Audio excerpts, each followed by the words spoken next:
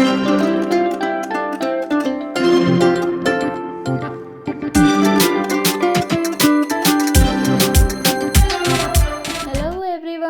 Back to my channel. आज आम बनाया जाए रास्पबेरी केक रेसिपी जो थे कि आम बिना अंडा आ बिना अटा आ मैदार आम बनई पारिबा। तो एथे चीनी यूज करें। तो तेबे चलतु स्टार्ट करवा पूर्वर आपन जदि मो चैनल रे नुआ अछंती ताहाले मो चैनल को निश्चिंत सब्सक्राइब करंतु आ वीडियोटी को लास्ट पर्यंत देखा जमारू भी भूलबेनी, जमारू भी स्किप करेनि। तेबे फास्ट चलतु आम रास्पबेरी केक बनैबा। तो तापाई आम स्टार्ट करवा। तो देखि पारथिबे एटा को रास्पबेरी कहते। तो आपण एरिया रे एटा मिलुची कि नहीं मते निश्चिंत कमेंट बॉक्स रे जणेबे। तो या फास्ट पानी देकी आम आधा घंटे पर्यंत टिके बतुरे की छाड़ी दबा जेमति कि तार जहाँ भी धूली डट पार्टिकल्स थाए सेगुड़ा सब बाहर जीव। तो आपड़ चाहिए जदि आपन एरिया रे रास्पबेरी अवेलेबल नहीं ताहले आपन जेकोसी फ्रुट्स एथरे यूज करें। तो तापरे आम या टिके समय बतुरे नबा जहाँ भी कही। तो बतुरे सारापर ए गोटे ग्राइंडिंग जार नबा। तो ग्राइंडिंग जार रे मुझे कही आम अटा आउ मैदा बिना बनैबा। तो से ग्राइंडिंग जार रे मुझे गोटे कप बड़ सुजी नौची। आपन चाहिए नॉर्मल सुजी जो आमर उपमा हुए सेटा मध्य नहीं पारिबे, किंतु बड़ सुजी रे बढ़िया से फ्लफी केक हुए। तो एबे से हाफ कप आमर दही नहीं जिबा। तो नॉर्मल दही नेबे, खट्टा कि मीठा दही बिल्कुल भी नेबेनी।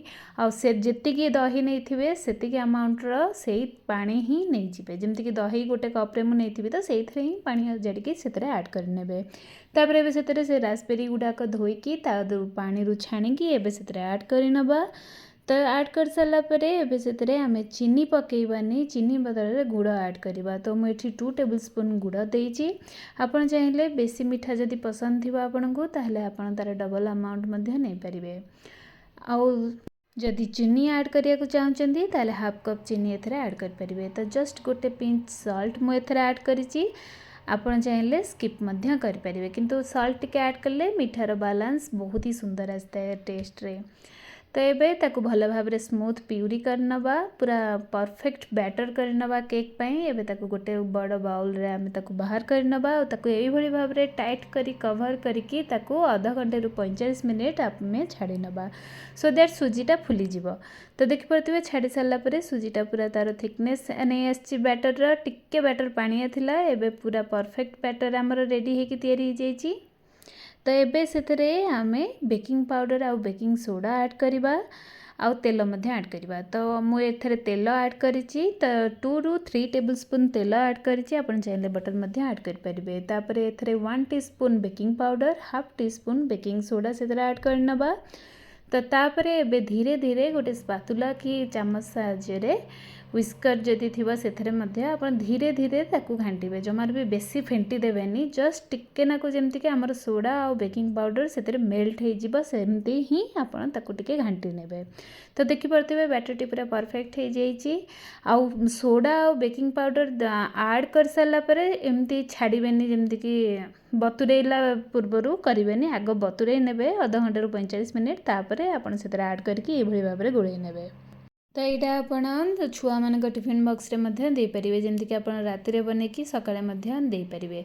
तो देखि पारथिबे सोडा गुडा ऐड कर सालबे टिके टिके फोटका टाइप रो आसी जाउची। तो ता माने हमर रेडी हे गलानी। एबे तार केक रो जो आमे टीन रखिथिबा कि जदि एई भली भाबरे ग्लास जार आपनकर अछि ताहले सेटा को आपण आनिकी ता देरे बटर किंबा ऑयल रे ग्रीस करि नेबे भल भाबरे, नहले सेटा तळे लागि जिवो।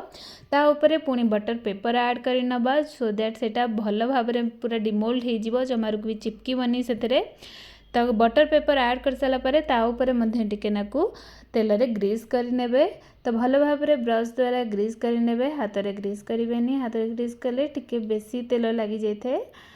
तो देखिए जदि आपन पाखे अवेलेबल नहीं तो आप हाथ में करें। तो ये से आप बैटर गुड़िक सब ऐड करें।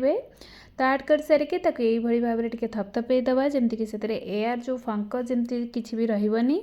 ताऊपर गार्निशिंग आम रास्पबेरी ऐड करनबा। तो रास्पबेरी बदल में मुझे कही आपड़ अन्य कौन फ्रुट्स ऐड करें, जमीक मैंगो सीजन मैंगो ऐड करें, एप्पल ऐड करें। तो बेदना ऐड करें। तो आप कि प्लम ए जोटा चेरी यही भाव में जो फ्रुट्स थाए ताकू आप ऐड करें। आपण जदि कहे मुझे पिजुली ऐड करी तो भल लगे टेस्ट तो आप देखिए कि ऐड करेंगे। तो ये एयर फ्रायर रे से केक टिन को रखिकी आपण कभर करदे। तापर ये टेम्परेचर सेट करवा। तो टेम्परेचर आप सब 180 डिग्री ही देवे। तो 180 डिग्री रे आपण 15 मिनिट्स पाई केक को बेक करेंगे। तो 15 मिनिट्स रे सेटा पूरा कंप्लीटली बेक हो जिवो। आ जदि भी आपनकर क्वांटिटी बेसी अच्छी ताहले आपण टेम्परेचर बेसी मध्य देखि परिबे। आ एयर फ्रायर रे आपण मझिरे चाहिए चेक मध्य करि परिबे बाहर करिकी। तो एथरे किछि असुविधा नहीं, आपण टेम्परेचर देखिकी सेट करिवे। तो ये 15 मिनिट्स पर आम ताको बाहर कर नबा और चेक कर नबा। तो मुझे गोटे फोक साहाय्य चेक करुच्ची जे सेटा भितरटा सिझी कि नहीं। तो देखिपे फोक टी पूरा एबे क्लीन आसी तामाने एटा पूरा भितर सिझी जाइए आ केक टी पूरा रेडी हो जाइए। तो एबे ताको बाहर कर नबा और टिके ठंडा होगा छाड़ी नबा। टिके ठंडा हो गला परे ताकू गोटे प्लेट उपरे आम इजिली ताकू डिमोल्ड करनवा। तो ये भाव में उल्टे देकी टिके थपथपे देले तार से जो केक पोर्शनटा पूरा तले बाहरी आसीबो।